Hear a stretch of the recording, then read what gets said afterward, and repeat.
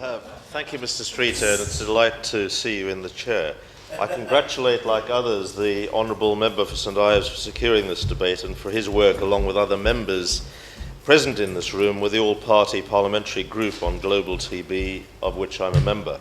As I declared in the Members' Register, I visited South Africa in February 2012 with the charity Results UK, which does such important work on this vital question, one of the most important in global health today.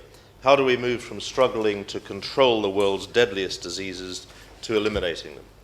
Diseases like TB and HIV are diseases which we can control, and yet they continue to represent a terrible burden on people, families, and communities across the world.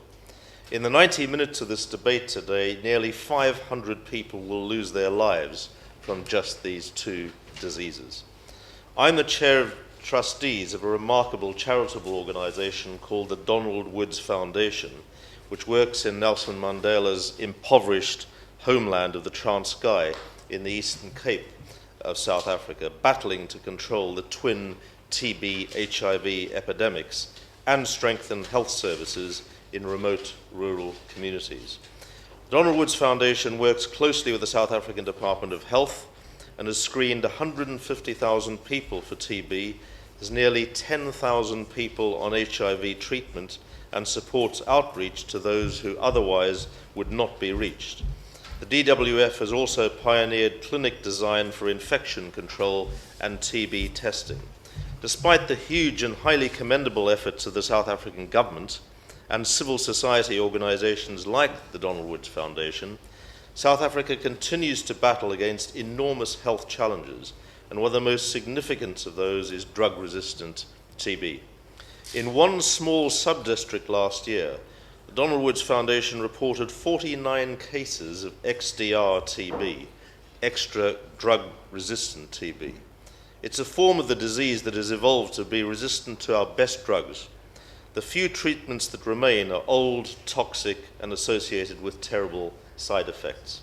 Treatment success for XDR and MDR, that's multi-drug resistant TB, is rare. These drugs, taken over years in partnership with daily injections, steadily destroy the quality of life, often leaving patients with permanent disabilities.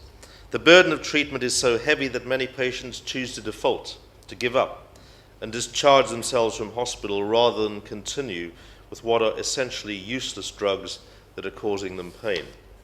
I've met people with XDR and MDR in South Africa, and they're tragic examples.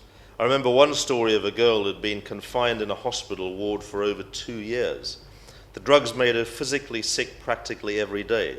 She was losing her hearing because of the drugs, and her liver was being destroyed by the disease. TB ruined her life.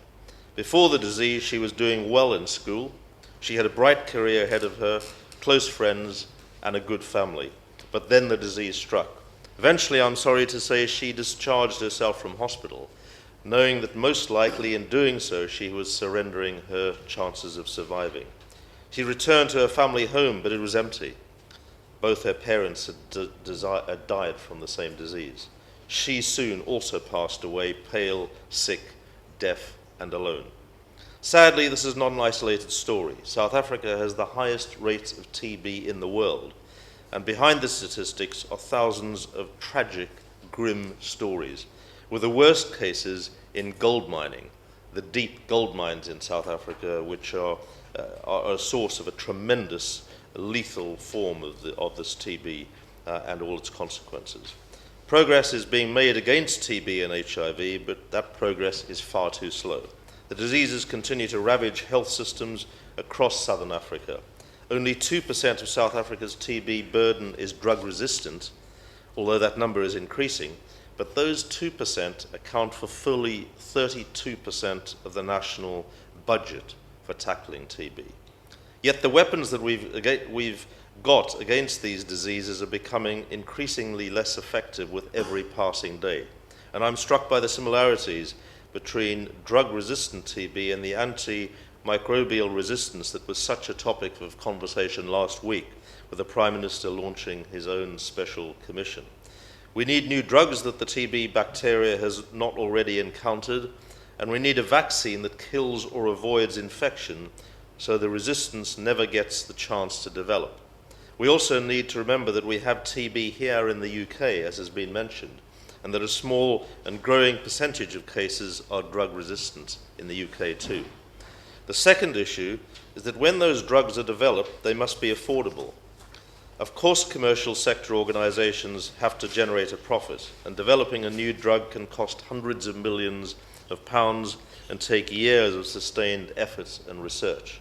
Nonetheless, if we want to find a way to unlock a new generation of drugs for diseases like TB, we must not then find ourselves in a situation where the poorest people cannot afford treatment, or that the cost of buying these drugs cripples local health services in poor countries. What is required then is an alternative model, one which separates the requirement to generate a profit from the direction of research, and which separates the cost of research from the price of the final product.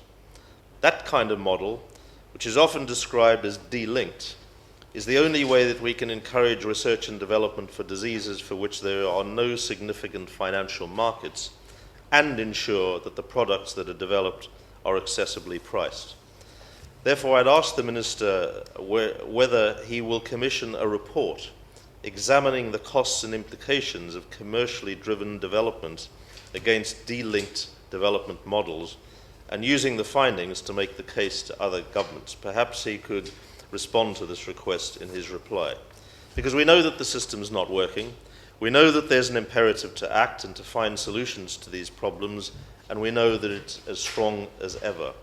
We know that the challenge of correcting this market failure will dictate the future of our efforts and control humankind's deadliest infectious killers, and yet we're no closer to breaking the deadlock.